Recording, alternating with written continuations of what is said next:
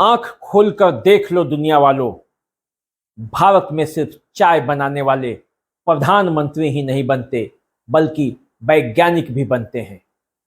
ये जो अंतरिक्ष में तिरंगा लहरा रहा है उसमें अहम रोल भी अदा करते हैं।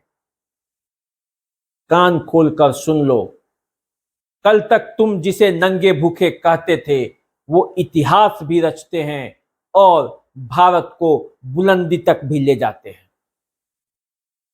पच नहीं रहा होगा, पचेगा भी कैसे? जिसे आज तक तुम मजाक में लेते थे वही ऐसा कारनामा कर दिखाया है जिसे तुम सोचते सोचते इतने वर्षों में भी नहीं कर पाए। पचे या न पचे, पचाना तो पड़ेगा ही गुरु, क्योंकि जब तुम इन वैज्ञानिकों की कहानी जान जाओगे तो कहोगे कि जरूर कोई बात है इस भारत की मिट्टी में।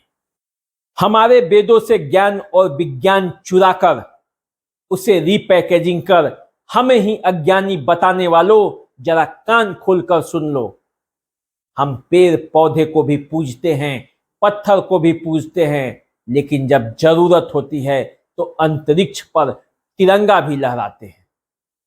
जिस चांद के दक्षिणी ध्रुव पर आज तक आपने कोई यान नहीं उतार पाए, वहीं हमने अपना चंद्रयान उतारा है।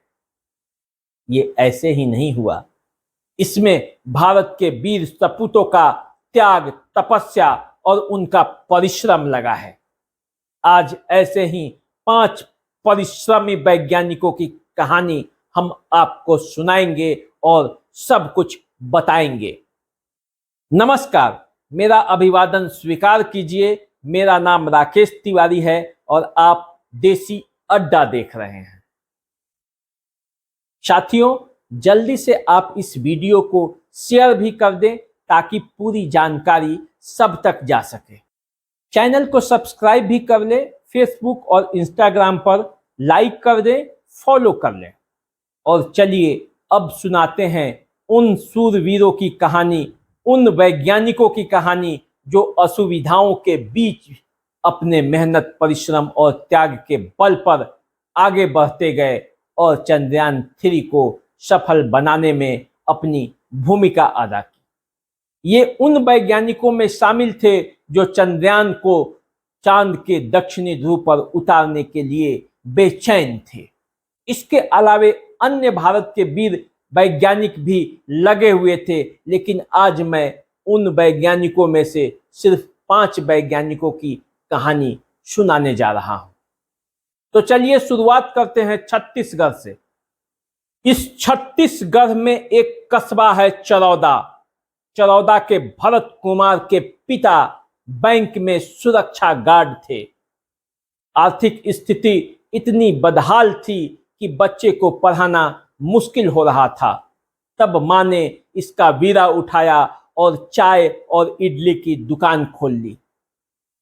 बेटा भरत उनकी मदद करता था, चाय भी बेचता था और मसाला भी घूम घूम कर बेचता था। और यही भरत ISM यानी कि अभी के IIT धनबाद में पढ़कर जब इंजीनियर बना तो वो चंद्रयान टीम में शामिल हो गया। इसरो का वैज्ञानिक बनकर वो चंद्रयान 3 में काम करने लगा और आज नतीजा आपके सामने है। अब आते हैं बिहार। गया के सुधांशु कुमार के पिता महेंद्र कुमार आटा चक्की चलाते थे। इस कार्य में उनकी माता भी मदद करती है। बच्चे को पढ़ाई लिखाई के लिए इन लोगों ने अपनी जी जान लगा दी। सुधांशु कुमार भी मेहनती थे, मसाला भी बेचते थे, आटा चक्की भी चलाते थे, लेकिन पढ़ाई में कोई समझौता नहीं किया। नतीजा आपके सामने है। वो इसरो के वैज्ञानिक बनकर चंद्रयान 3 को सफल बनाने में अपना महत्वपूर्ण योगदान दिया है और बिहार को उन पर गर्व है। बिहार के मुजफ्फरपुर के आशुतोष कुमार का जन्म 5 बहनों के बाद हुआ।